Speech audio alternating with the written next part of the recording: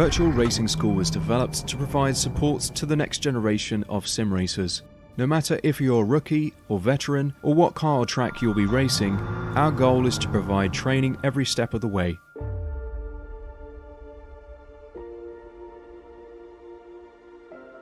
We found that iRacing can be quite difficult without proper training.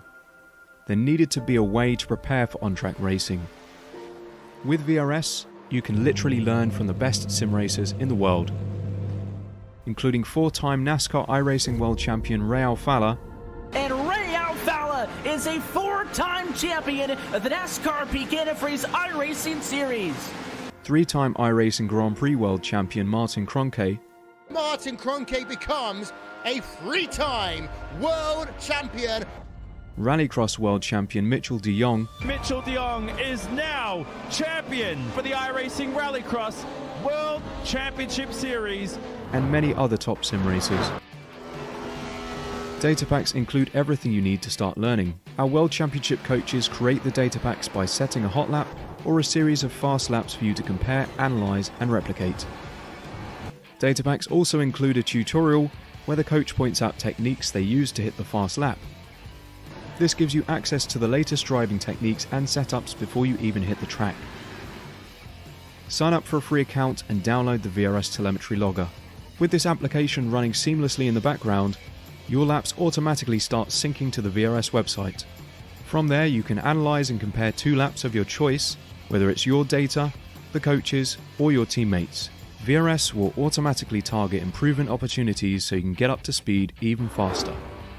VRS also makes it easy for you to request and schedule one-on-one or group coaching sessions. These sessions can range from 30 to 90 minutes, and you can select the car, track, and setup combination of your choice.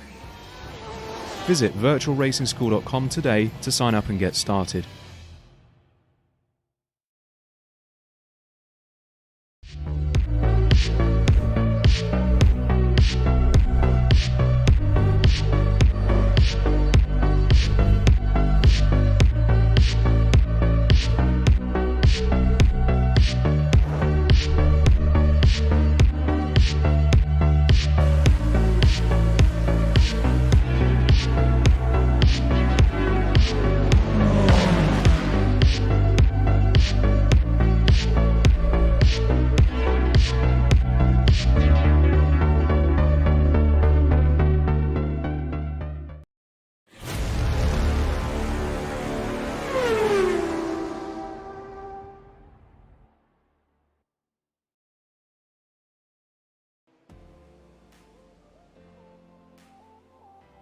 Good evening, everyone, and welcome to round 7 of the Apex Racing League GT Trophy Pro class here at the Hungaroring for round number 7. So an interesting track, brand new to iRacing, this Hungaroring. Very interesting track, and it flows really well. As we can see on screen here at the moment, the current temperature is 31 degrees with an on-track temperature, can't be right, 45 degrees. If it is, it's extremely hot. It was around about 30, 32 during the practice, up to 33. So quite hot track to deal with for the drivers, a lot more than normal that we have around the rounds here. So a very hot circuit to do with. So it'd be interesting to see, as we see there, the current on-track temperature is 37 degrees. So very warm day here at the Hungaroring, and it should make very interesting and give the drivers something else to feel about, because I think tyres will be a big issue in this race coming towards the end if they do, as they've done in previous round, Dave, stick on the same tyres. Yeah, the Hungaroring, new to iRacing, new to everybody, so not many sort of setups probably made for this circuit. But also you've got the situation that it doesn't give up a lot of grip. I raced around it earlier today, and it just doesn't give the grip that you find on some of the other iRacing circuits, probably because of the temperature, also because they may not have balanced rightly or wrongly what grip they want on the circuit at iRacing yet. But it certainly makes it a nice challenge, especially through these S-bends which we're about to see on the circuit now. So it'll be interesting to see how the drivers get on.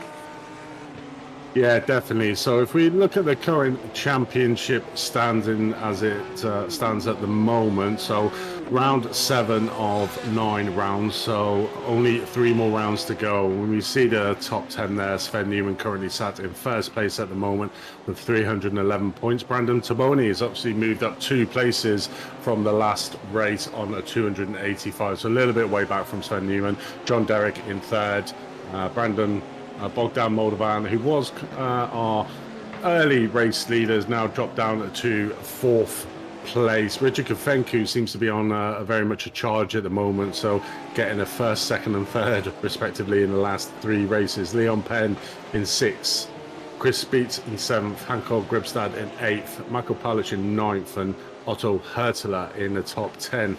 So what was interesting, I was having a look back at the points, Dave, and all of the top 10 have pretty much got poor drop rounds so far in the championship. So to our viewers, if you're not familiar with this layout and what happens in the championship, so there's 9 rounds.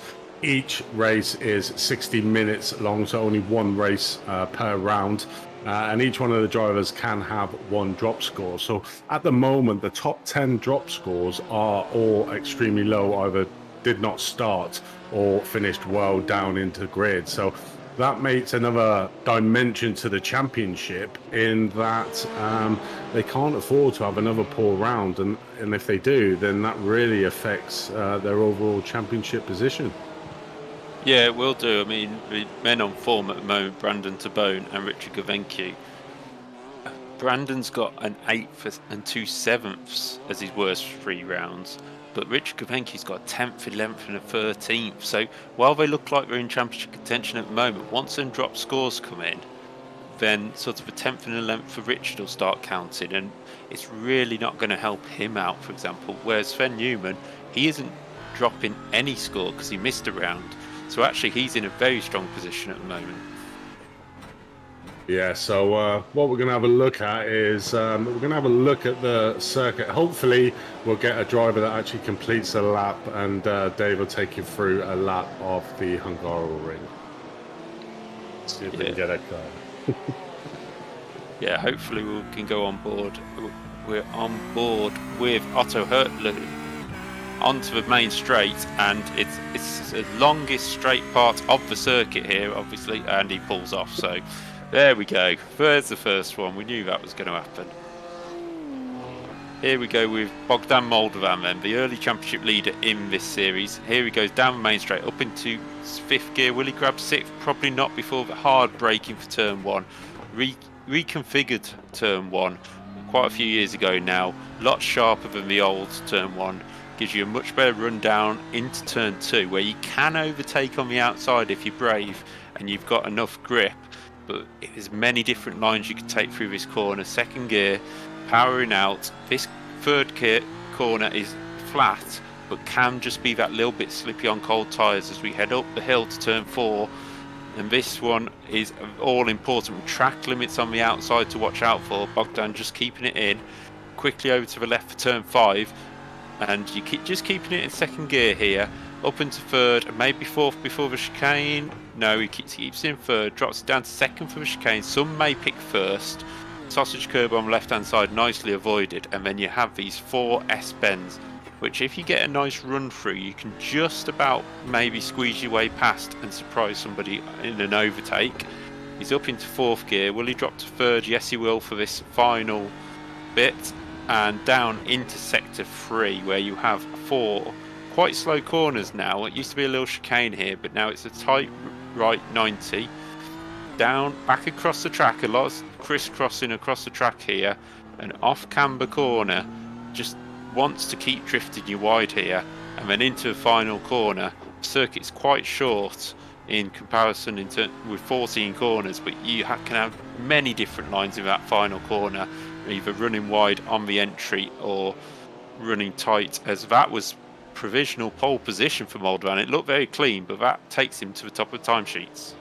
Yeah, definitely. Some really tricky corners on this track. It does seem quite wide in places as we see on screen, but these cars are quite wide themselves, but there's only real one fast racing line around this track, and if you get off that racing line, certainly like this corner here where you've got this like real tight chicane, if you get offline there, you can lose a whole load of speed coming off there. And this, like you were mentioning on track guide, there is a vital section. That corner there coming out of the chicane there, turn number 8, you know, a lot of people take it a little bit too fast. You want to be right over on the left hand side of that track, so then you can attack and open up the next corner, which is the fast corners, fast 2 corners coming in. So, you know, it'll be interesting to see how the guys pay the track tonight, and where they try and push it, and if people make them try and make them moves, we will probably see a few incidents coming around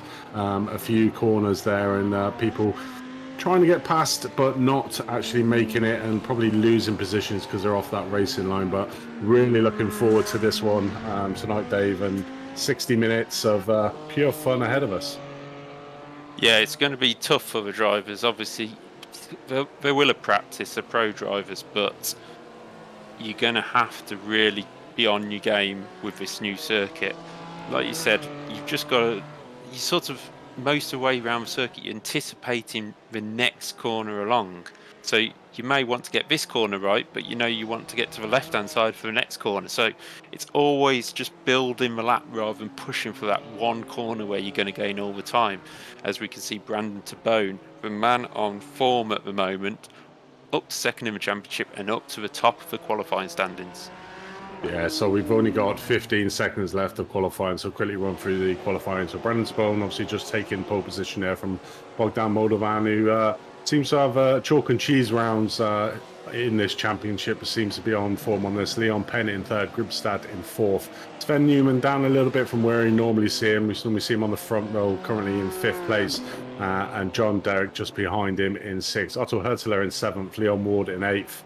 Gazzella, who's new to the championship, his second round. His first round was the last round in Long Beach, currently in ninth, and Hereford in 10th. So as per usual, when we see the qualifying times here, that they are all extremely close. So the top 15 covered by less than a second, as has come to be the norm within this championship, you see.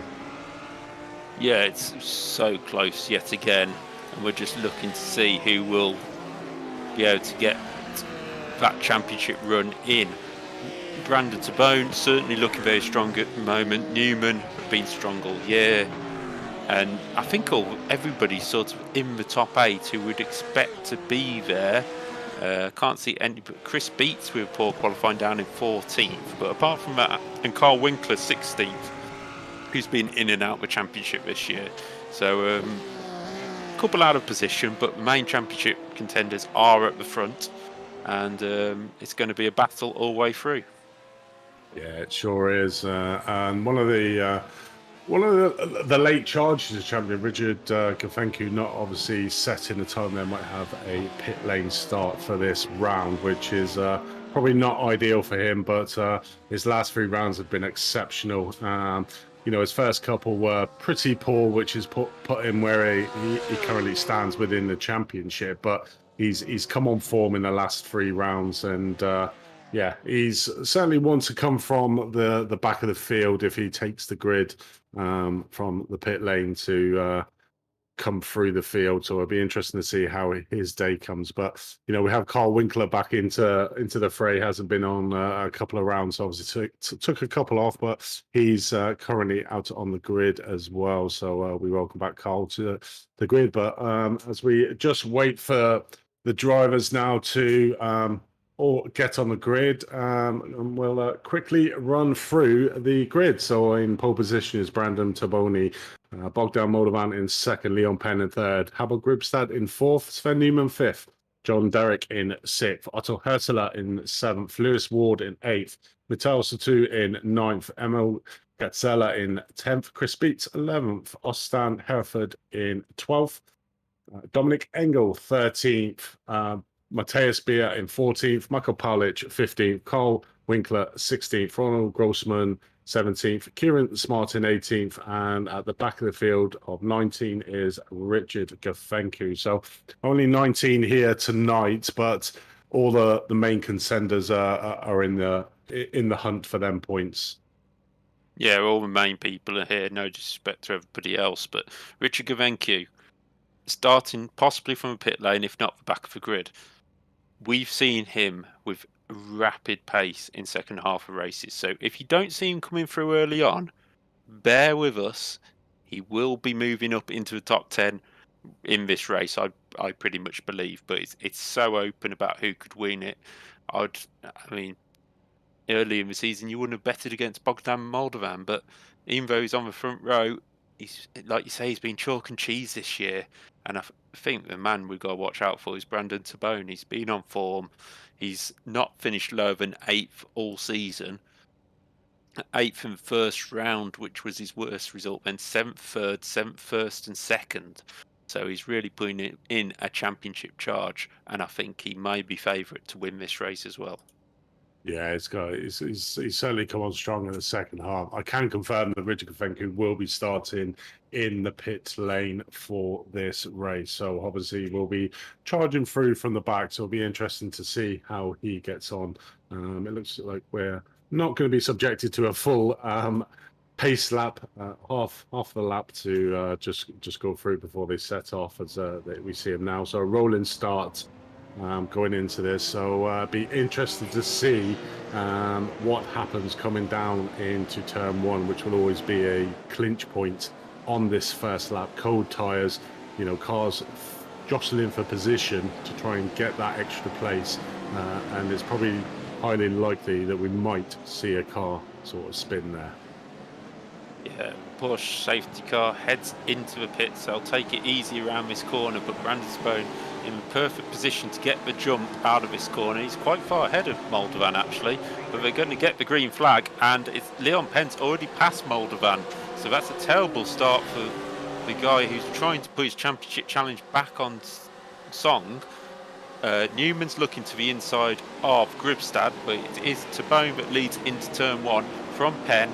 Moldovan, Gribstad, Newman, Derrick, Hertler and Ward round out the top 8 at the moment, but they're still side by side further back fighting, but the front sort of 8 have just levelled themselves out for now and don't really want to start battling this early on, and pulling a little bit of a gap to this battle, which is still side by side between Hertler and Ward, and they're just not giving each other any room to get past at the moment. And through comes Satu, who's come through from just outside the top 10, I believe.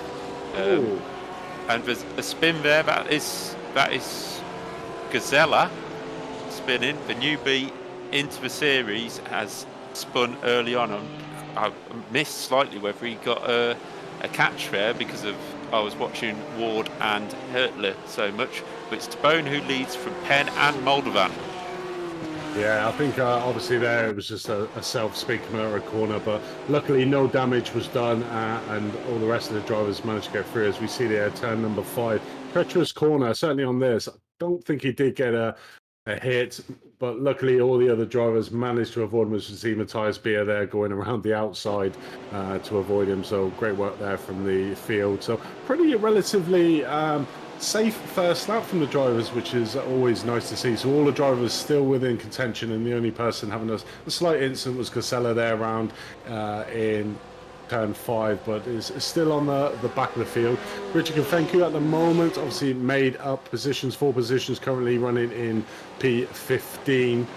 Putting in a 154.4, which is not really representative. It's obviously the first lap. Now the tyres will start getting warm up, and as we saw earlier, an extremely hot track, so it won't take long for these tyres to warm up. So looking at the positions, obviously Richard Gavencu is the highest mover at the moment, up 5 places. And as we see normally at the start of these races, there's just either 1 or 2 car gains or 1 or 2 car losses, and that's no different tonight at the moment. So we've got Leon Penn actually has managed to get back Moldovan again for 2nd place in a championship, or in this round. So Bogdan, like I said, has got it all to do at the moment, but it's early days in this race. Only lap number 2 with over 58 minutes left of this race to go, so plenty of action. And as we normally come to see in this championship, it all starts heating up after the round of pits. So it'll be interesting to see tonight which wins early, middle or late on the pit stop strategies. Yeah, Tabone just caught Moldovan asleep on that from start. He was just dawdling around the outside of the corner. Probably thought Tabone would wait till the pit straight to go, but he just decided to go mid-corner and left him sleeping, which Leon Penn was very awake to and took the position before he'd even moved across the start line, which he can do because he was on an opposite side of the grid. But we're just looking now at Lewis Ward in the Team 11 car, and the other thing we need to remember is Sven Newman picked up a penalty point on his licence for the incident at Long Beach with Moldovan, as we see. Is that Derek trying to dive up the inside of... Oh no, that's Derek just behind. I think I've got confused because Derek's changed his livery by the looks of things. But, or it may be me. But anyway, yeah, it's... with the situation with Newman is he needs to keep it clean. 2 penalty points and you start from pit lane. So he needs a clean run to this championship now, rather than getting involved with some other incident. There's Chris Beats, who we normally see in the top 5 quite often. He's down in 12th after qualifying 11th, but he has Richard Kavencu already behind him. Kavencu up 6 places so far from the pit lane, which is pretty impressive because when you start from pit lane, you have a little bit of ground to make up to start with, and he's already up to 13th, so that's 6 places on the opening lap and a half. Yeah, I mean, probably the fortunate thing for Richard is that the out portion of this track isn't too far from the pits where you get out, so it's probably one of the shortest ones from the pit lane, so wouldn't have lost too much time, but obviously would have still been off the back of the grid and has made a decent start to trying to get back up to his usual positions. But what we normally see from Chris Beats in front of him is he's sort of a latecomer. He always seems to be sort of static for the first half of the race and then seems to come on strong towards the second half of the race, and that's where he picks up a lot of his positions during the race. Does Chris Beats, our resident American in this series, so all pretty much static at the moment in the championship. Just a big shout out to all you people on YouTube who's come to join us now. If you got any messages, whatever you want to get out on stream, then just put it into the chat and we'll try to get your messages out or answer any questions you might have. If you do like this broadcast, then please give us that thumbs up and obviously think about subscribing to the channel and click that bell, and then you get notified for all the hot action that we have here on Apex Racing TV. As we see a car there just off on the left, I think that was Grossman, I think it might have been, or was it Gribstad who hit off there? Somebody came off there, but yeah, Gribstad's fallen downfield 14 places, so I presume it's so it must be Gribstad. Yeah, so see what happened to him here. Probably turn number 5. No, it's coming off turn number 4. Obviously took it a little bit too hot, got a bit too much of that curb on the inside, and unfortunately unsettled his car. So running up reasonably high, is currently found himself at the back of the grid in P number 18, 14 places down from where he stopped. So it's really easy. Fast corner as we see a late lunge there from Richard Kavencu on Chris Beats into turn number 13. So Richard just trying to get past at the moment Chris in 11th place. So trying to gain that 11th place, but he certainly got the bit between his teeth at the moment and is making good progress within the field. Yeah, it's good progress so far by him, but he will start to hit sort of the brick wall of people, as we call it. It's the drivers. He's got, if it was F1 terms, he's got past the Minardis and he's chasing down the Ferraris and the midfield teams at the moment. So he's certainly doing well so far, and we know he's quicker in the second half of races, and he's only 9 seconds off the lead. So that shows his pack isn't really stretching out how we sometimes expect. And I think I've got to put I was going to put out a shout out to Gribstad when you were talking until that mistake. As OS2, he's miles off there at turn number 5, and I'm not sure whether he'd end up in Austria if that barrier wasn't there. He was not stopping. It was almost like a brake failure. But he goes out. I think he gets sideways off the curb onto the grass and then just doesn't want to slow down there. Just a slight tap with the barrier, so he might just get away with that, but that's certainly lost him a lot of positions, and he's down to 14th. As we now look at Dominic Engel having a good run so far, up into 9th, just ahead of Chris Beats and Richard Gavencu. But Engel, we haven't seen sort of doing sort of massive results this year.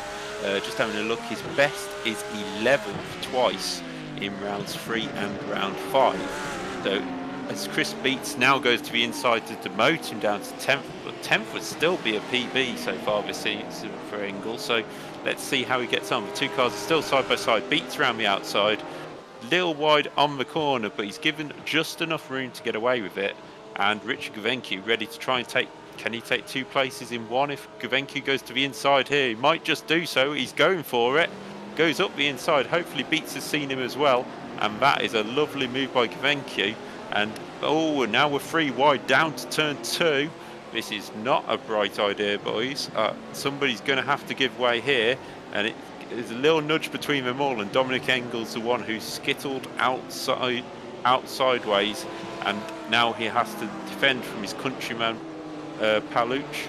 So it's Beats, Gavencu and Engel from that battle we've just seen.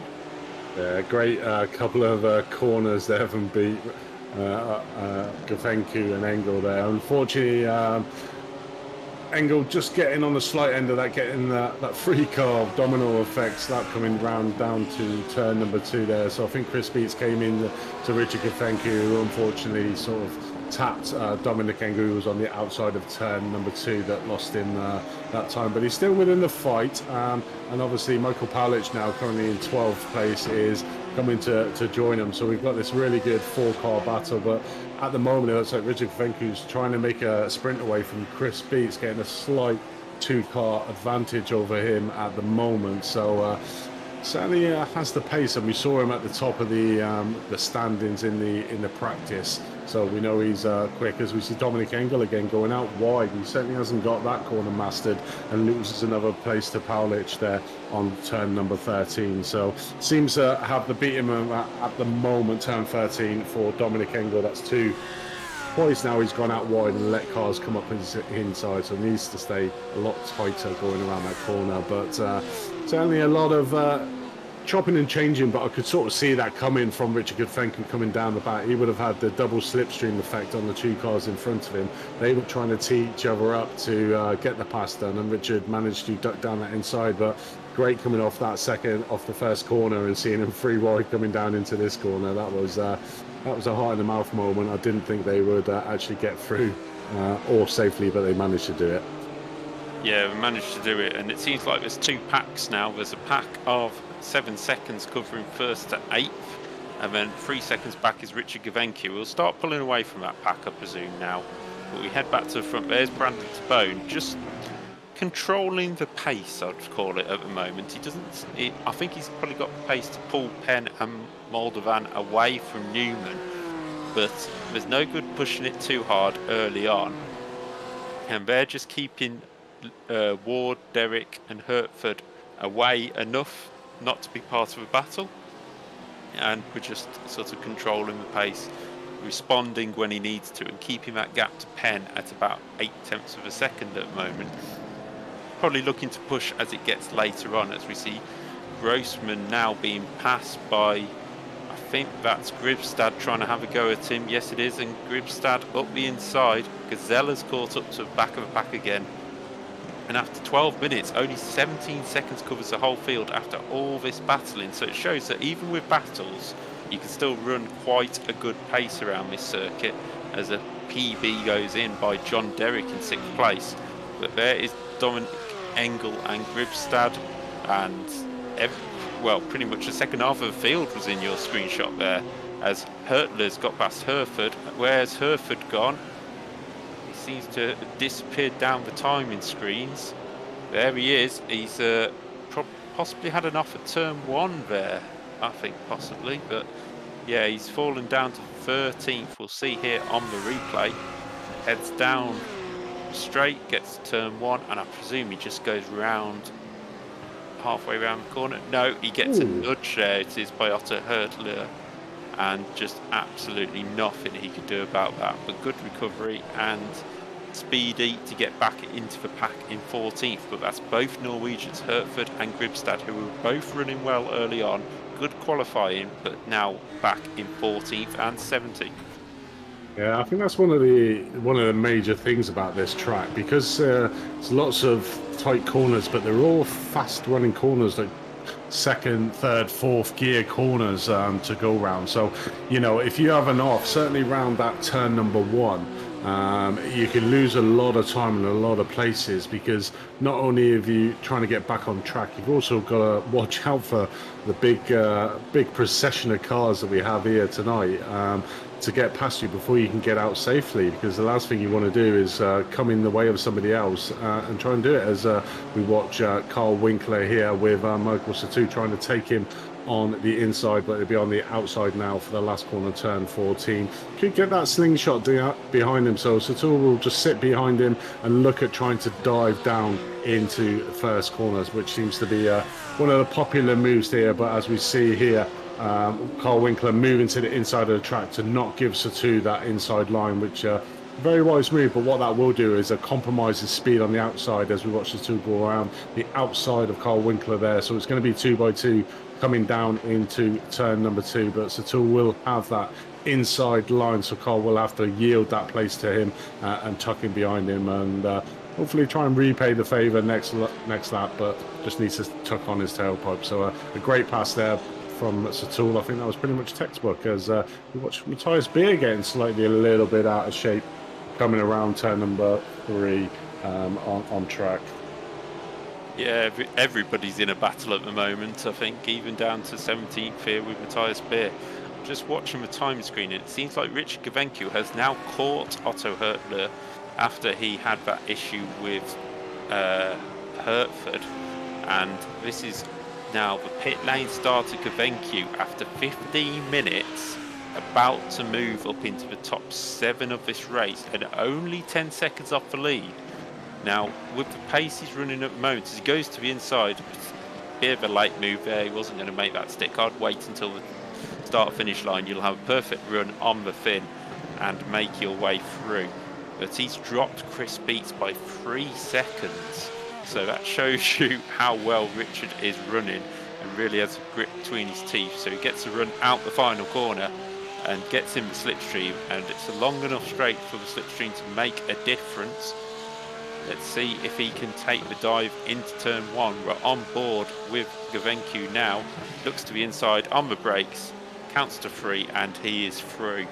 And that was a kind of an easy pass, but I think Otto knew he was coming and didn't want to waste time fighting him too hard, because he knows Gavencu can pull him up to the back of John Derrick now, who's just 3 seconds down the road. Yeah, he's certainly the fastest man on track at the moment, as we watch Lewis Ward giving a little flash there to, John Derrick giving a little bit of flash to Lewis Ward in 5th place. So John Derrick got a bit of speed, so diving down the inside of turn front, and you know, that was quite gentlemanlike for Lewis Ward to give him that inside line. I'm surprised he actually did let him through there, or he must have taken that corner a little bit too wide. Maybe a little bit of flustered from that NOS button, which seems to be the headlights, as some of the drivers would say, as we see on track. But currently watching the fight down here for 14th place, we have Herford Gribstad currently on board with Kieran Smart, Matthias Beer just behind him, Grossman and Gasella. So, you know, like you say, you got this little pockets now, and it's heating up already, this race. It normally takes about 20-25 minutes before this race starts to get hot, but this one seemed to have gotten quite hot earlier on, with lots of little battles starting to form within the field. So great to see drivers only 17 minutes down of a 60-minute race, so plenty of times back, but you know, great passing moves we're seeing already on track. Yeah, drivers really wanting to start to make their moves when they do have the chance to make them, rather than waiting. So we'll just see what happens in the second half of the race. Maybe it'll be the opposite way round, but Gavencu now has the gap down toward to 2 seconds now, 2.5 seconds. So Gavencu really on the move, and Tabone, Penn and Moldova might want to start watching out, because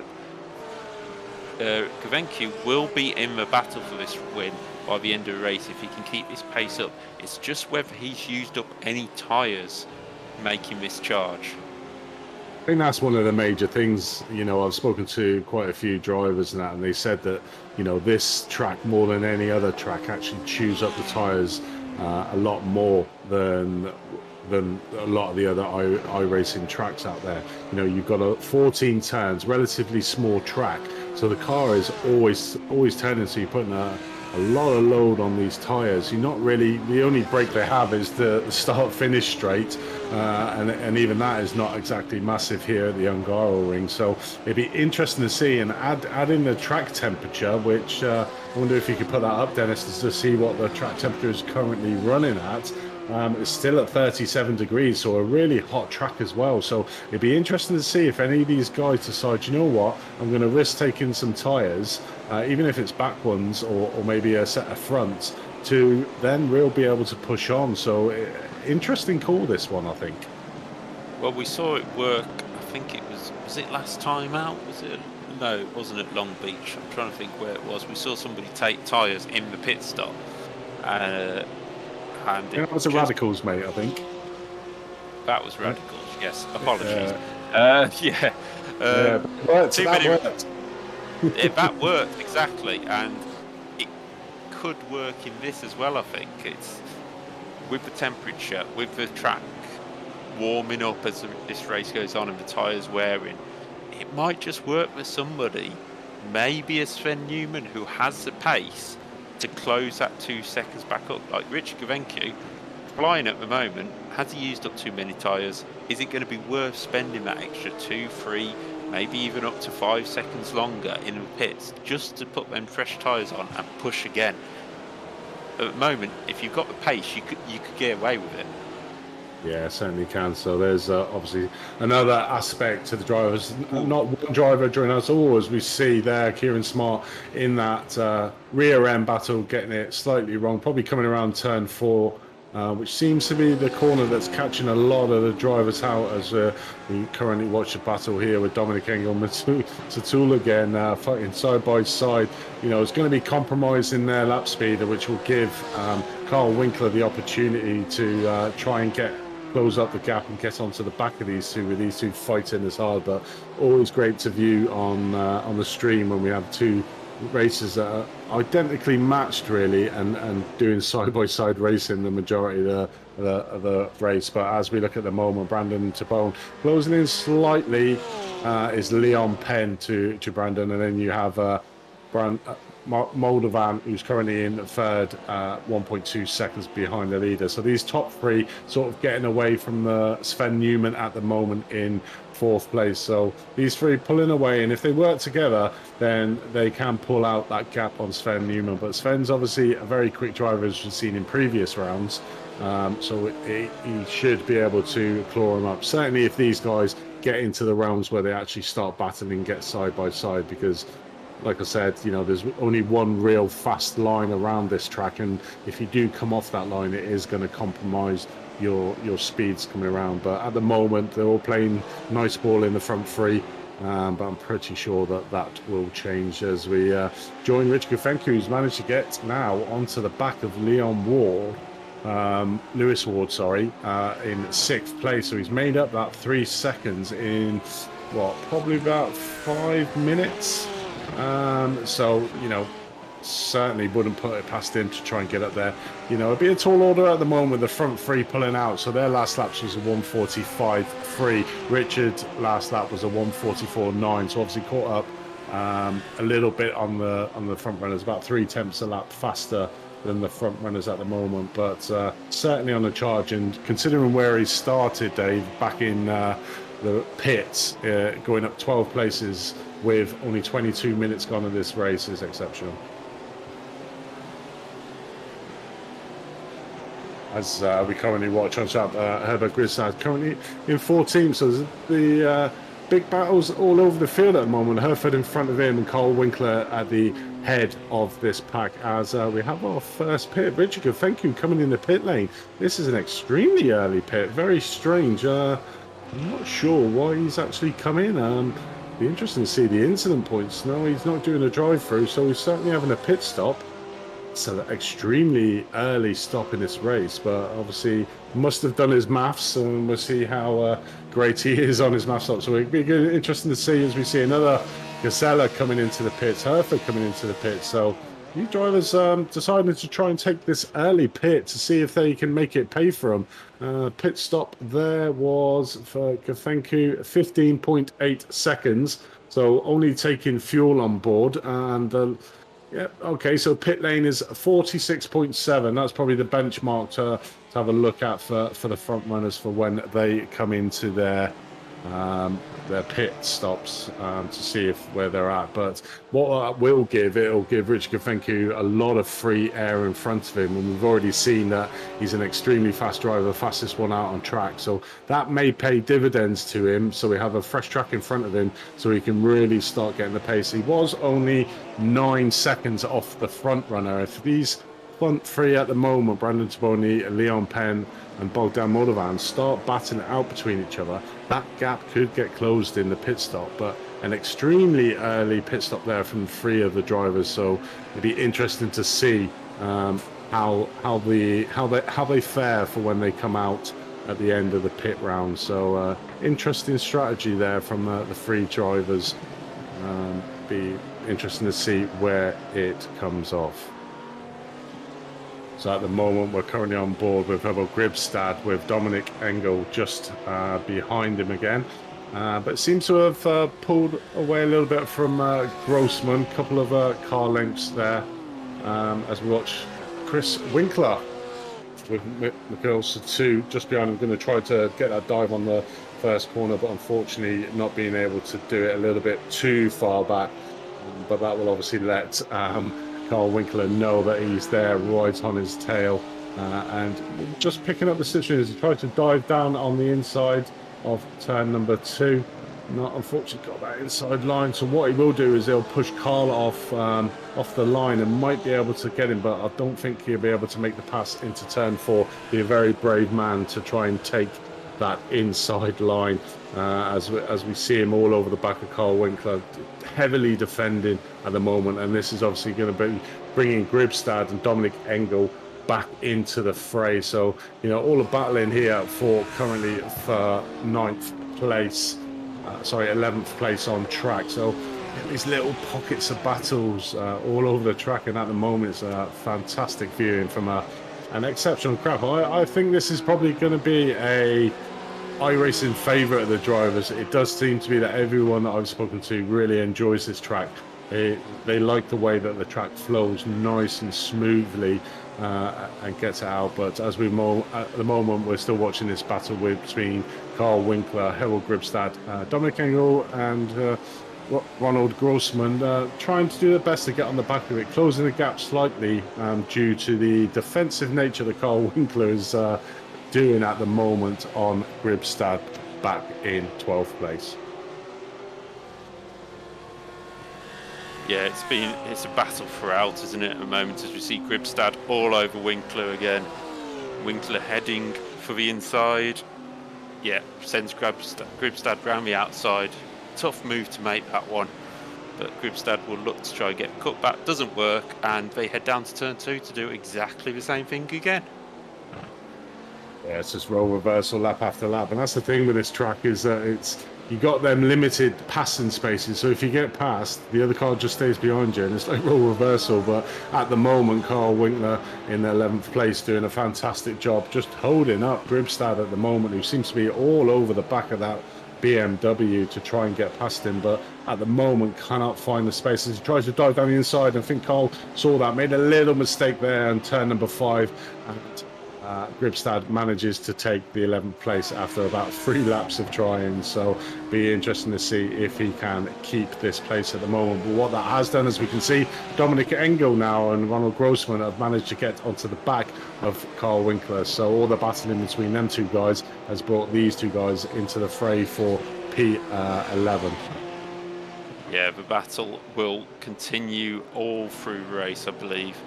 And just looking back there, the gap's opening up, but the top 14 still relatively close considering it's 28 minutes in. And here's the top 3 who have really closed up. 1.2 covers all of them, still with that sort of 0.7 of a second lead to Boney's. Whether he's just sort of pacing it still, I'm not quite sure now. He might be pushing really hard.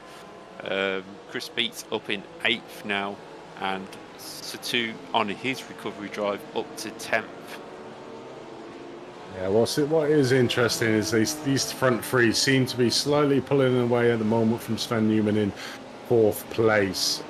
So currently got about a 3-second gap between 3rd and 4th at the moment. So, you know, the front 3 still playing ball, and it might be a bit of tactics here between Leon Penn and Bogdan Moldovan to actually just stay behind Brandon Taboni. So he's like splitting the air for them in front of him, using a lot more fuel than probably what them guys are.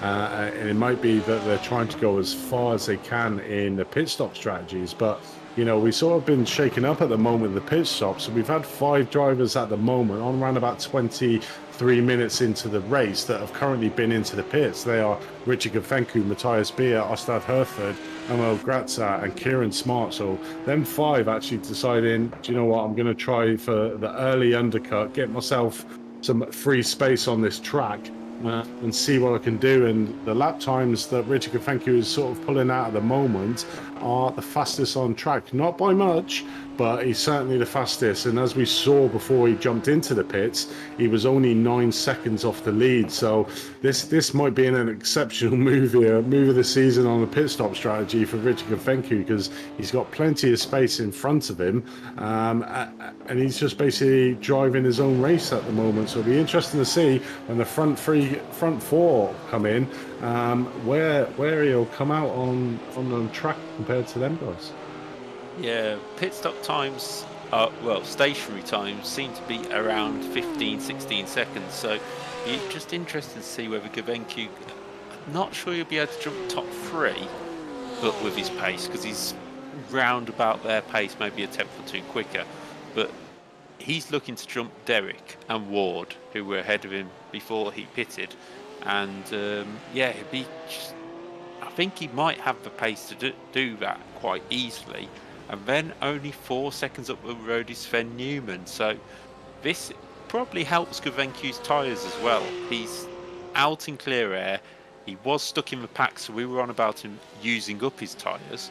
But this will give his tyres a little bit of a breather. No hot air off the cars in front, no battling, just driving his own laps, which he just did a 1 minute 45.46. while the leaders did a 1 minute 45.42. So yeah, he's around the pace of the leaders, so I would expect him to maybe challenge Ward and Derek, but not the top 4 straight away. He's going to be extremely close, because it's round about 47 seconds coming in and getting out of the pit lane. So at the moment that will put him in 5th place. So at the moment I think he will leapfrog John Derek and Lewis Ward, battling out for 5th and 6th. And it'd be quite close to Sven Newman at the moment. So if he realises that, he's only 49.9 seconds off the lead at the moment. So it'd be interesting to see where he comes out. So it might be a genius stroke there. But we join the battle here at the front, and Leon Penn just closing it up slightly. It was 0.7 of seconds, now down to 0.4 of a second behind Brandon Taboni. But you know what they are doing, these front 2 are sort of losing Bogdan Moldovan at the moment in 3rd place, 1.3 seconds off. So he was a lot closer and on the back of these 3, but these 2 seem to be slightly pulling away at the moment from the rest of the field. So it'll be interesting to see if these 2 can get away from Bogdan, and then it'll be sort of Bogdan in his little no man's land, and Sven Newman behind him in the no man's land at the moment as well. So but we will be soon getting into the realms of the mass pit stops. So it'd be interesting to see who makes that first move, and then I'm pretty sure that the floodgates will open and we'll see everybody in. But really interesting to see what happens after the pits and the winners and losers within the pit stop strategies. Yeah, it never shakes itself out. Oh, I thought Satu was going into the back of Powlich then, but managed to just stamp on the brakes hard enough. And up behind him is Gribstad on his recovery drive, up to 11th. Still only 24 seconds off the lead, considering the off he had. And he's certainly faring better than Hereford, who's obviously pitted at 1 minute 6 off the lead. So it's interesting to see what will happen there, because he's obviously coming back through the field. Two's coming back through the field. Will they be able to beat people like Chris Beats into the top 8? There's so many questions towards this race at the moment, as the leaders now have dropped into the 45-1s. So let's see what that compares to Gavencu in about 50 seconds time. But yeah, we're now watching Grossman, who's oiled over Engel. There's Gavencu just coming round. Powlich has pitted, so that's our first pitter from the midfield. Powlich having a decent run today, nothing massive, but it's still a good run, as we see Engel under pressure from Grossman for 12th place. And Engel, who was up in the top 10 earlier on, just fallen back a little bit into the clutches of Grossman, and we'll just see how he gets on. We're just waiting for Gavencu to cross the line to see what his lap time will be. There it is, a 45.3. So yeah, he's just still around the pace for leaders at the moment, but he's now jumped Powlich by a clear margin, and he'll be looking at still a 22-second lead to the car in front, so no dirty air whatsoever for him to worry about. Just keep plugging the lap times in. Yeah, definitely. It looked like Kieran Smart had a little incident a lap or two ago. So on the timing tower there that he had a crash. So I wonder if we could get a slight replay on that and see what happens to Kieran Smart a couple of laps ago. So here he is coming down into, where's that? Just have a look. Oh, so that's that's turn 12, I think. Yeah, turn 12, yeah. Just taking a little bit too tight there. And unfortunately spinning, losing a little bit of time. So that's what happened to Kieran Smart a couple of laps ago there. Just a quick shout out to one of our sponsors, Virtual Racing School. Whoever fancied improving your iRacing experience and trying to get the higher I-rating brackets of the 3000K plus. They provide 50 plus data packs on both road and oval racing with various cars. They include setups, track guides, data analysis software, and one-to-one coaching. A fantastic tool to see where you're losing the track, and the track guides are absolutely exceptional. You know, literally every corner slowed down to show you exactly where you should be hitting this. In fact, I watched the Porsche on this track around there, and I improved my time by over a second just by watching that video. So head over to virtualracingschool.com with various different packages to see what they can offer for you to improve your iRacing experience. So as we currently get back onto track, we're currently back again with Dominic Engel.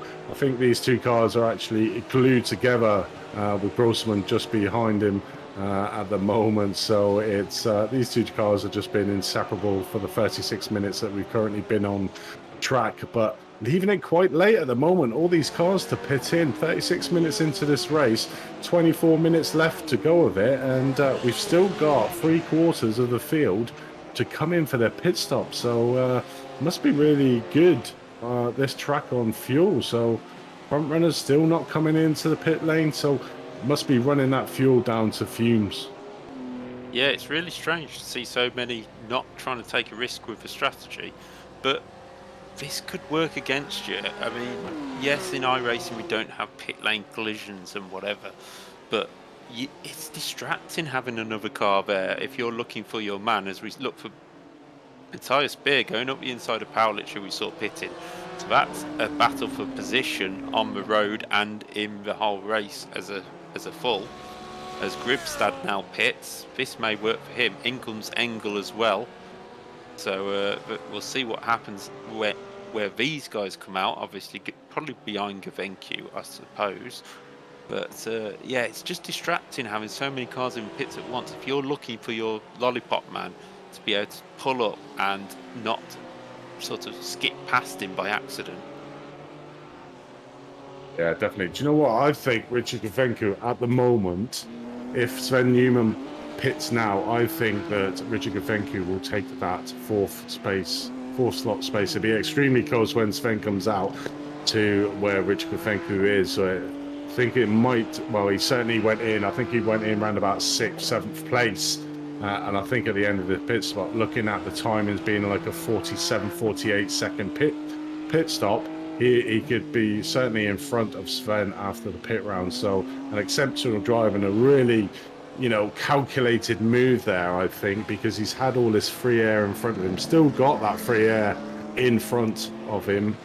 So he's basically been able to go, but as we see here, so we see Leon Penn diving into the pits. So the first one of the front runners going into the pits from second place, which will obviously let Brandon and Moldovan going in as well. So following Leon with Sven Newman. So the only one staying out, which is very surprising, is Brandon Zaboni, who's been at the front of the race from start to finish. I'm surprised about that because he would have been using up a lot more fuel. As we see here, John Derrick not decided to pit this lap, so moving up to second place. So this is where the big gaggle of cars, Leon Ward, Hertler, Beats, Atul, all coming into the pits. Carl Winkler in 10th. So this seems to be the lap that we're going to get the majority of the cars coming in. So the interesting one to see where Gavenku comes out in relation to these top drivers now. So as we see here, he's coming around the last corner. Sven Newman's still in the pits at the moment, so I think he is going to take Sven Newman for the space. We see Sven just coming on the outside. Oh no, not quite, but certainly made up a lot of time there. He's going to have his tyres nice and warm, so he should be able to close up a lot of time on this lap, but really close there considering where he was before he went into the pits on 23 minutes into this race. So it'll be interesting to see how close they are. At the moment it's 5 seconds, how close they are at the end of this lap. Yeah, Gavenku was running about the same lap times as them, so it would have been hard to close more than a few tenths a lap, say, but certainly leaves him with clear space to attack the top four in the race once it's sorted itself out. But Tabone and Derrick are known for going that lap or two longer at least, and Grossman doing a great job moving up into third. Now normally when he pits, as Tabone is in the pit lane now, but when Grossman normally has everybody pitting, he doesn't move up that far, so that shows how much he's improved to stay within touch of everybody. But Tabone is in the pitch. I think that's Derrick following him in as well. So will Grossman go round and lead a lap here, maybe? It'd be difficult with the fuel mileage, but yeah, no, he heads into the pits with a tighter line. So Grossman all in. That will mean the last of our pitters are in. So here we go, Leon Penn, who we forgot to say oh no, it's Tabone in front of him. I was about to say he's jumped somebody in the pits, but he hasn't. So we'll see though, yeah. Yeah, he could do. It's looking close. Tabone is on pit exit. There he is, and Penn is through, so that extra lap didn't work for Tabone. Maybe he just had to put that little bit of extra fuel in. Can Tabone hold off Bogdan Moldovan? Looks like he will do. Got to get his tyres back up to racing temperature, but the lead is now Penn's from Tabone, Moldovan, Newman, and then Gavenku, with John Derrick close in behind Gavenku. So Gavenku managed to jump Derrick and Ward. So that's a great job by him in all of that. So we see Grossman falling downfield. I'm not sure if he's had a spin at turn one or he's just very slow coming out of the pits, because it looked like he was going to be higher than that. And Gribstad has jumped Satu to move into the top 10 in all pit stops. So he's on his recovery drive as well. Just looking down the field, everybody sort of, apart from Dominic Engel, down in 18th now. So that pit stop strategy, that time around pit stops, did not work out for him. No, definitely. I think the biggest winner there was Richard Gavenku managing to jump 2 cars. Obviously, we have a change in lead now. Leon Penn managing to get the undercut and getting a really good undercut on Brandon Tabone, getting 2.2 seconds. He was around about 0.3, 0.4 of a second behind Brandon Tabone, but there's managed to pull out over 2 seconds at the moment. Is the Flying Scotsman at the moment. Leon Penn currently leading this race. So he's got 18 minutes left to hold out his position, but we have seen that he was there or thereabouts with the same speed as Brandon Tabone. So it'd be interesting to see now if he can actually keep this gap staying at 2 seconds, which puts him in a really good spot for his first race win. Obviously, we saw him get second in Daytona in the first round of the series, but it's never really got better from there. But this could be his best round so far, and at the moment he's doing an exceptional job up at the front of the field, 2 seconds ahead of Brandon Tabone in second place, who has Bogdan Moldovan on the back of him. So not only is he trying to get up place to Leon Penn, he's actually got Bogdan Moldovan right behind him now. So we may see him go defensive, which will give Leon the opportunity to try and get out front. So that's pretty much the standards at the moment of the top three. Then there's about a 4 second gap. So Sven Newman hasn't really made up any time in fourth place over Bogdan. He was originally 4 seconds behind. He's still round about that at the moment. And then we got Richard Kofenku, obviously, who started in the pit lane, currently in 5th place on the grid. And about 5 seconds, still 5 seconds behind Sven Newman. Thought it was going to be closer than that, but unfortunately didn't quite manage to get closer to Sven. So at the moment his battle is with John Derrick behind him. So, you know, a great recovery drive for Richard Kofenku there in 5th. But John Derrick managing to keep status quo. Obviously was in 6th place, fighting quite hard with Lewis Ward behind him. So has managed to pull out a bit of a lead over Lewis Ball behind him, but managing to stay in the same position that he was in pre-pit stop races. So that's sort of the rundown of the top 7 of the cars there on track and the changes that have happened in the pit stops. Yeah, this race is going to be crucial towards this championship. I was just having a look at the table while you were talking. Newman's worst result is a drop score, so he will count this result wherever he finishes. But his worst actual finish is 4th. Tabone, with 2nd place, get a 3rd podium in a row, a 4th in 5 races. John Derrick would pick up his 6th place, would actually be his worst result since round 1. He's been in the top 5 every time since. The only position he's missing there is 2nd place. Bogdan Moldovan, a podium, which would be his first podium in 3 rounds. Kofenku keeping up his top 5 run. And Leon Penn, like you said, he's had a run of 2nd, 8th, 6th, 4th, 5th, and then 15th last time out. So this is a massive bounce back by him if he can pull off this win here at the Hungaroring. Yeah, so like we were saying at the start, you know, pretty much the top 10 of the championship have all had their drop scores applied, and their drop scores are pretty poor, so they can't afford to have another drop round. So it just adds to the pressure of making sure that you get around these tracks within a decent place to try and get the points. So the tracks here on out for the top 10 in the championship are the results that they will take to. You know, we've seen Sven Newman didn't race in Road Atlanta, so his worst places did not start, so you can't get worse than that even if he finished in last place. And there's a few other drivers out there that have done missed rounds for whatever reason. So, you know, the pressure's certainly on the top 10 of the championship at the moment. And the front runners at the moment, Leon Penn seems to be like Mr. Consistent around these tracks. Like you were saying there, I think his worst position was a P6, but always been there or thereabouts within the top one. So this will be a great result for him if he can manage to keep it out, which he's doing at the moment, still keeping that 2.2 seconds ahead of Brandon Tabone. Obviously, the time's ticking away now, 14 minutes left of this race. So managing to keep that out there. The battle at the moment seems to be for 2nd place, although Bogdan Moldovan is slightly getting off the back of him. But, you know, the tight racing is in this middle portion of the track as we're watching on stream now. Matthias Beer, Marko Palic, Grossman here fighting over 12th place. So these mid-pack battles are probably the tightest ones on track at the moment. Yeah, but it's tight throughout the field all the time, but I think John Derrick's doing very well to hold on to the back of Kofenku, only just over a second behind.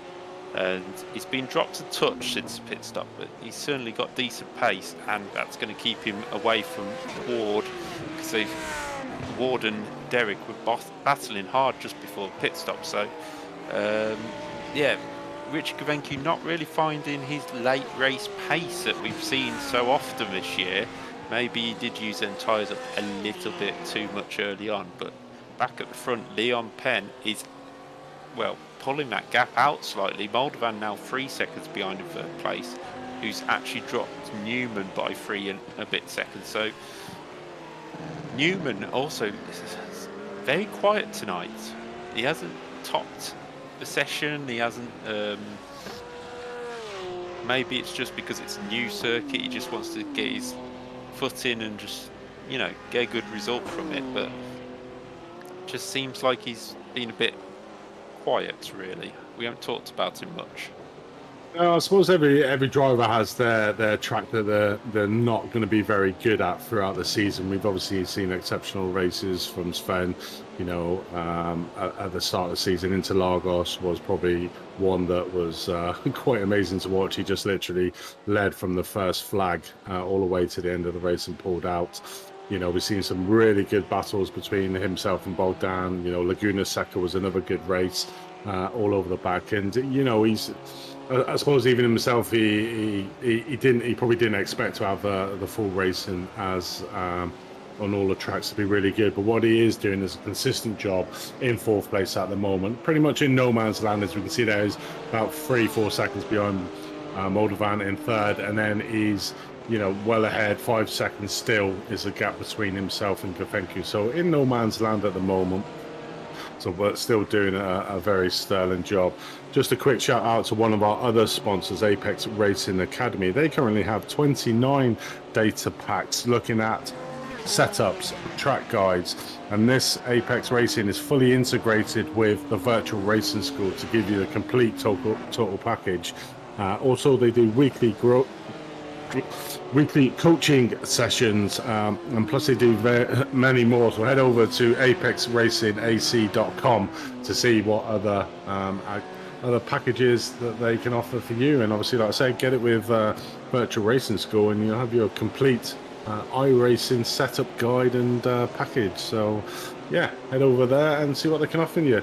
What we've seen, just looking there on the timing tower, Dave, Kieran Smart seems to have had another incident, and is currently obviously in last place, gone in, and I think he's probably already taken his fast repair. So again, Kieran Smart is not had the best of rounds this round at the Hungaroring.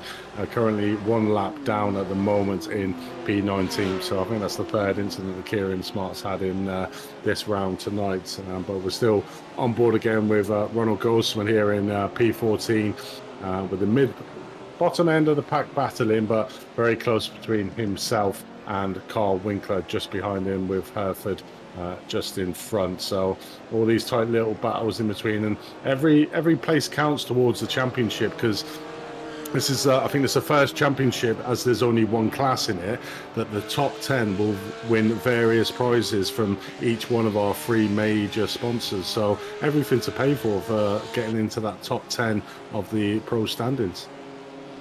Yeah, every driver will be looking to try and get a top 10, whether prizes or not, to be honest. And the prizes are just a sweetener to the deal. But I think this race has settled down. We said it earlier, that normally races pick up in the second half of races, but it just seems like it's settled down a little bit in the second half after that crazy first half we had. This is the biggest battle there is, between 4 Germans and a Norwegian hanging on to the back, I think. Yeah, he's just in the background, but 4 Germans in a row trying to catch the 2 in 11th. But not strong points for some of these drivers. They'll be looking for a little bit better. A good drive by Grossman so far to be involved in this pack. He hasn't had the best of years so far, but this is certainly one of his strongest drives, I think. But back at front, it's just all as you were. Leon Penn cruising away at the moment for Scott with a 2.1 second lead over Brandon Tabone. And as you can see at the bottom of the screen, the times just staying relatively the same. Penn will be pushing a bit, but not pushing too hard with a 2.1 second lead. Trying to save a little bit in case the Bone has something in his back pocket, but I just don't think anybody has an answer for Penn today.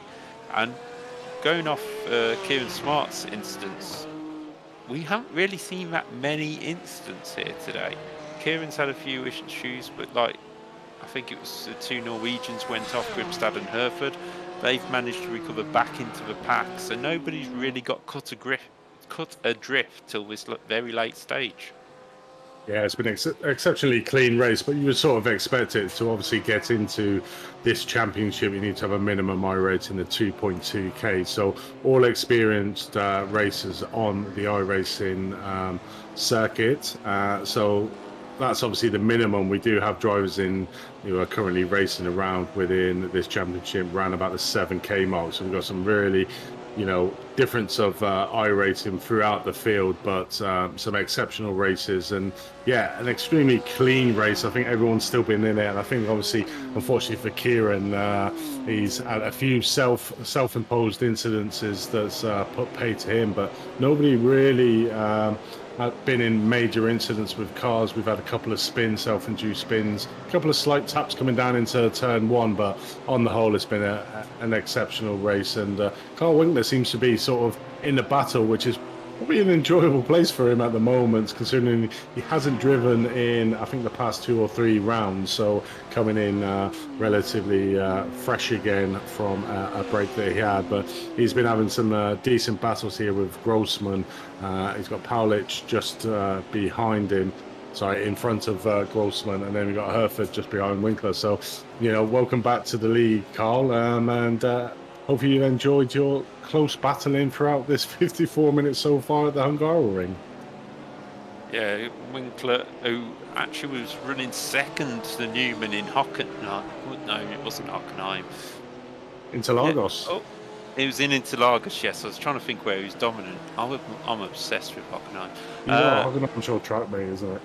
It's a great circuit. But anyway, Winkler was doing a great job for the team, just holding up the rest of the pack, and since he's come back, obviously a bit of pace loss because these drivers are racing week in, week out, and he was not. But it's just, I'm surprised we haven't seen anybody really making a late race charge. Normally we see Tabone and Gavencu. Newman hasn't really gone on the charge. Penn's stretching his lead a little bit, but nothing. Well, it's quite a lot over Moldovan. It's almost up to 5 seconds there, but Penn just sort of cruising out front.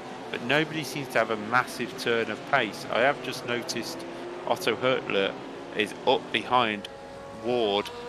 It says a second on the gap, and they are closing in on John Derrick as well. John Derrick just did a 46.4, so 1 second closed on that lap alone. So has John Derrick got some kind of issue, or has he had a spin? I'm not quite sure, but there you go. He's lost 2.3 seconds in the last 3 laps. So John Derrick now struggling. He's done 3 laps in the 46s.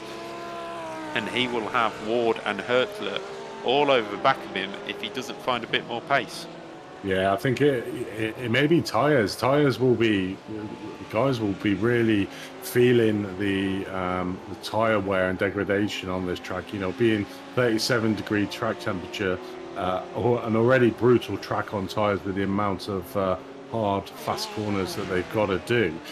So I'm pretty sure that a lot of these guys will be feeling the car a little bit twitchy coming towards this last 5 minutes of the race. So that may be coming into effect, and that Lamborghini may have overextended his tyres, but it seems to be at the moment that Lewis Waters can see John Derrick in front of him and is pushing quite hard to try and get on the back. And as we saw on that time and screen overlay there, pulling back over 2 seconds in the last 3 laps. So certainly on a charge at the moment as we watch Gribstad on the back of Chris Beats.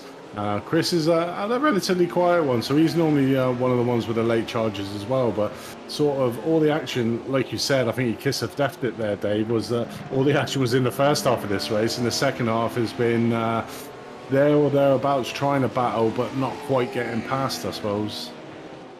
Yeah, Gribstad was running quite high up. I think he was actually ahead of Newman at one point in this race. So Gribstad on the charge after his mistake earlier on, or did he get spun out? I can't quite remember. But he's now looking to the inside of Chris Beats down into turn one. Can't quite make it there. There's a tongue twister for you, but he's now going to get another run down to turn two, and he looks like he's got the pace over Beats to get through. But Beats, yeah, consistent, but he'll take the points for a top 10 here today. It hasn't quite had the pace to close in as we look at Matthias Beer trying to get 11th place off Satu. And this is a good drive by Matthias Beer. It's been a bit quiet this season at times, and sort of even with that colour scheme drifting into the background a bit, but he's certainly putting on a show here. He was down in about 17th at one point in this race, now up in 12th and looking to try and get into the top 11, and he seems to have the pace to do so. Yeah, all over the back of Satula at the moment, who's currently in the P11. So trying to fight his way back is the Austin Powers of the ARL world, we normally call him, due to his funky paint colours that he has on all his cars in all the series that he's done here on ARL. So he's always one to make a colourful livery on a car. Just a shout out to one of our last sponsors, the SDK Gaming. So you may be wondering how we managed to do our commentary here on the Apex Racing TV. We use it through SDK Gaming. It's like a one complete package.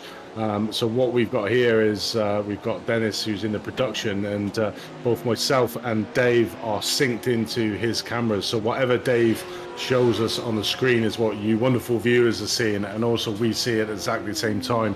So it gives us a live update of commentary to be able to do on what's happening on the screen. Also, you get that wonderful timing tower on the left hand side that tells you the positions of everybody on the race. You also get track maps. You also get timing indicators. So basically it's the complete package for any broadcaster, but also you can use it as an individual, so it can give you a live HUD, so you can see where you need to pit stop. You can see where the rest of the competitors are out on field. So not only will it work really well for any broadcasting that you want to do, it'll also work well for individuals. So head over to stk-gaming.co.uk and subscribe, and I think you actually get a 14-day free trial, and I'm pretty sure at the end of that 14-day you probably end up keeping it, because it is a excellent tool.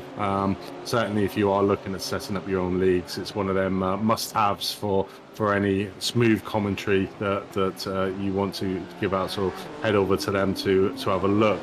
So coming in here now, so we are past the 1 hour mark as we watch here Leon Penn. Oh, is he coming over to the line? Is this? Yes. So Leon Penn takes his first race victory here at the ARL GT Trophy Pro standing. So a great drive there from Leon Penn, managing to keep that 2-second advantage over Brandon Zabone, who gets another podium position. So real charge for the second place pro driver at the moment. Brandon Moldovan in third place, with Sven Newman getting out four, and a great recovery drive from Kafenku in fifth place. So there's your top 5 positions.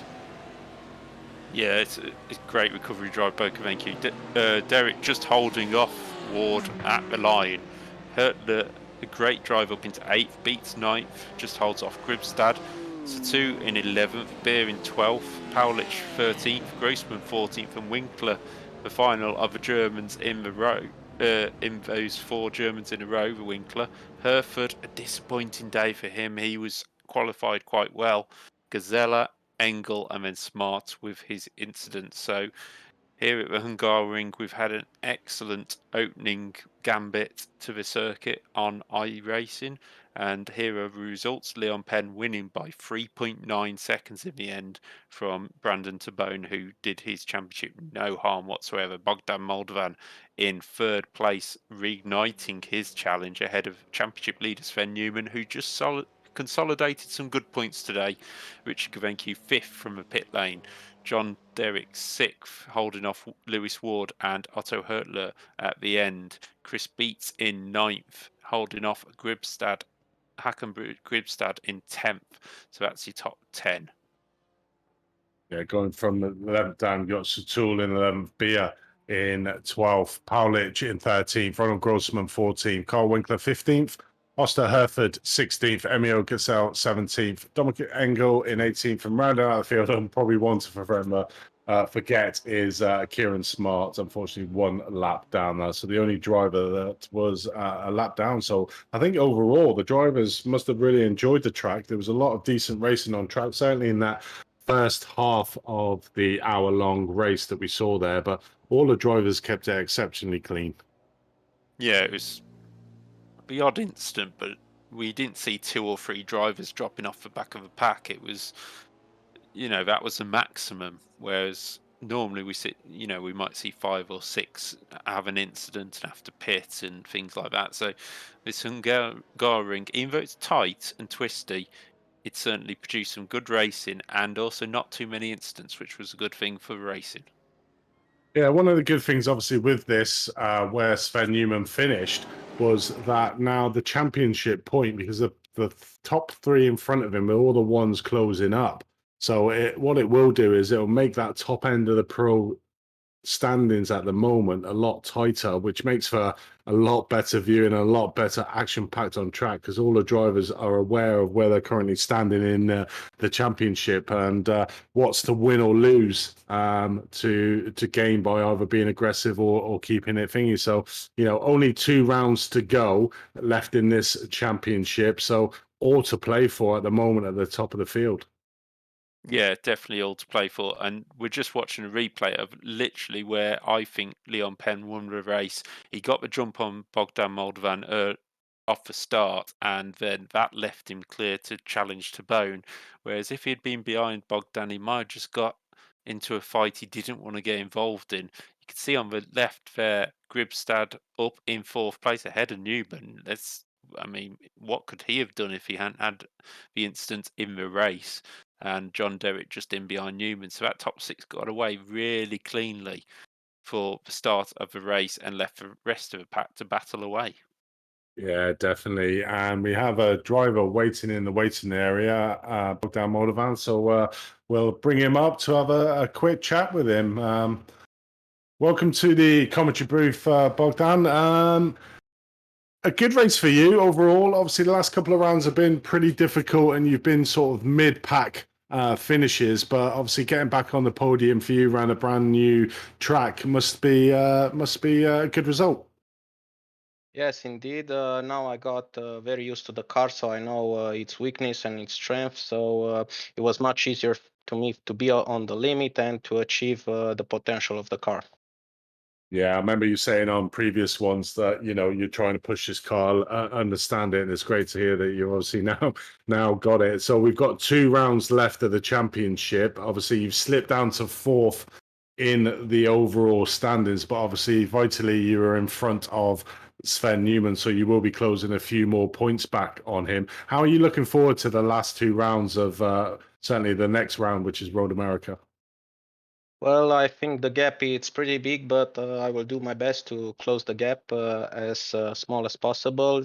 Yeah, Road America, I think it's going to be a good track for BMW, so I think it's going to be a good drive for me to gain some extra points. Yeah, certainly. Obviously, this is a new track to iRacing, been out around about 3 weeks now on iRacing. Have you raced around it much at all, or is this sort of really your first big outing on the Hungaroring? Well, in other simulators I raced here, which proved to be very good because it very similar braking points. Only you need to get used to the iRacing physics, and so yeah, I can't say that it was my first time on this track. Yeah, that's great. Obviously, we saw you sort of lose out that second place, started second in on the grid to Leon Penn. Going down there, was you notice him getting up on you on the inside to take that position on you, and did you actually just think, you know what, I'll let him pass. The race is still fresh. I'll stick on him. Now I think he passed me while I was accelerating. I need to look at the replay to see how it happened, but I respected the procedure about the rolling start. When I saw the first guy go, I also accelerated. Yeah, definitely. But, overall, getting your championship back on track, getting your third place to here. Before we let you go, Bogdan, is there anybody you'd like to give a shout out to? Yes, to the team, to the sponsors we had, and to my friends and family.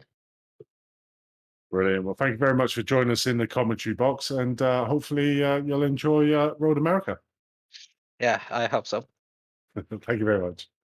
There was Bogdan Moldovan there joining us in the commentary booth. It doesn't look like we're going to get any more drivers at the moment, Dave, which is a bit unfortunate. Obviously, we do try to get the drivers in after the race, but with the close battling they have, they probably taking a well-deserved quick cold shower and a cold drink after probably what is an exhausting 60 minutes of racing.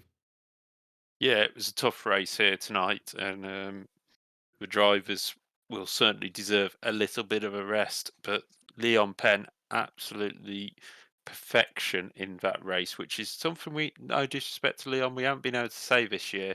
The pace hasn't quite been there. He's been able to get, the top eights or whatever, but that was the Leon Penn we've been waiting since round one to see after he finished second in round one.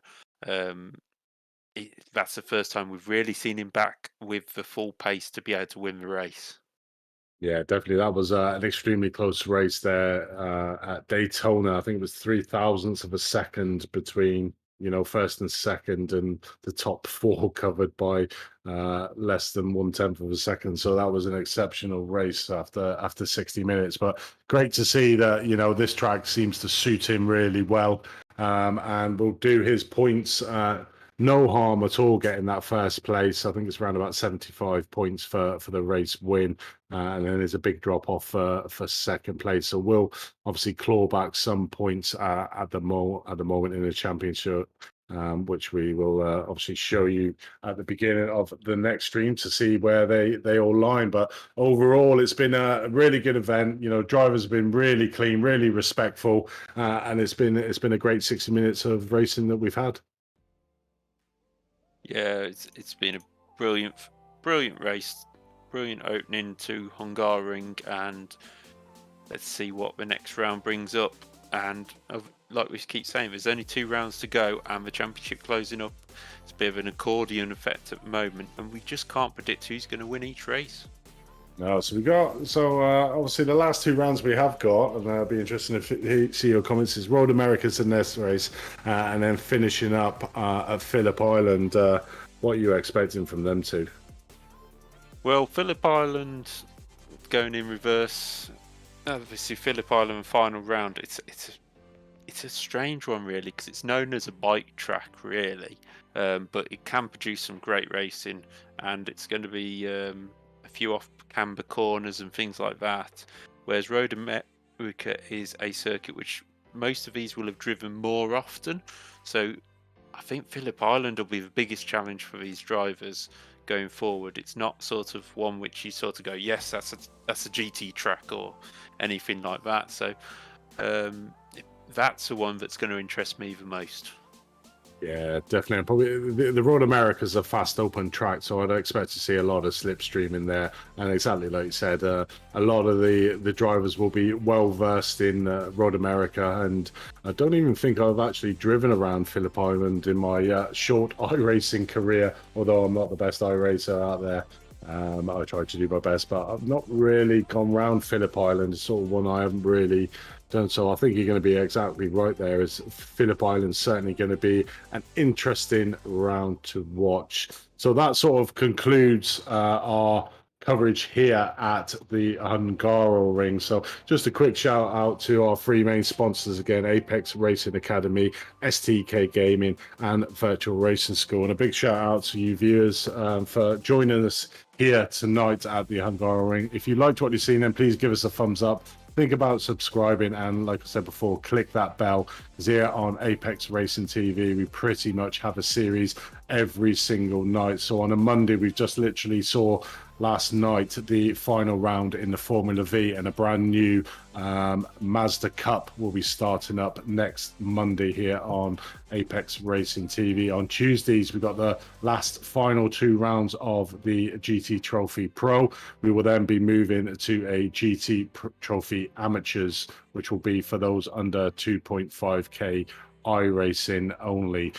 So to give the amateurs a good screening on Apex Racing TV. So that will be announced this week. So head over to apexracingleague.com to sign up for that. Wednesdays, we got the final 2 rounds of the Radical coming up this Wednesday and the following Wednesday, and then looking at probably a Skip Barber brand new championship here on Apex Racing TV. On Thursdays, we're looking at a brand new NASCAR series coming out shortly, so keep your eyes peeled for a new NASCAR series. The last series was absolutely epic. On Friday, we have the brand new Porsche 922 series, currently round 3 this week of a 9-round championship. So join us here on Fridays to join that. And then on Saturdays, we go to the single-seaters. We have the Formula 2.0 on Saturdays going into the 3rd round onto that.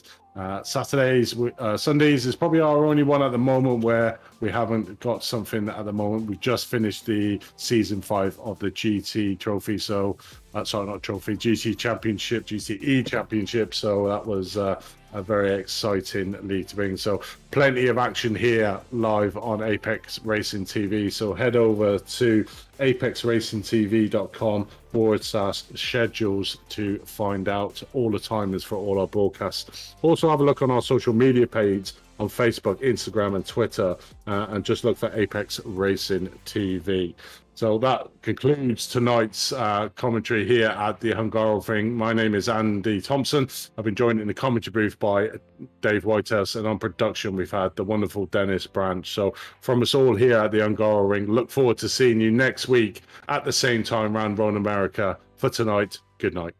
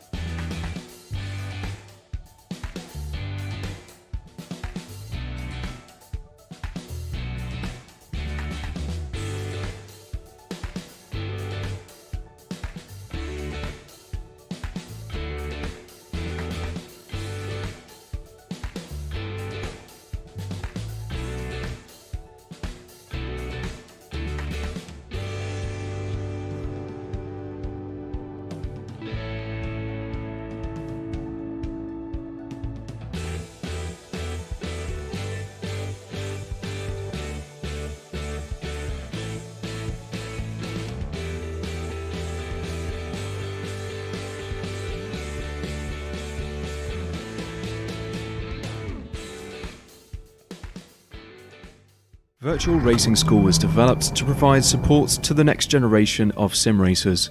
No matter if you're a rookie or veteran or what car or track you'll be racing, our goal is to provide training every step of the way.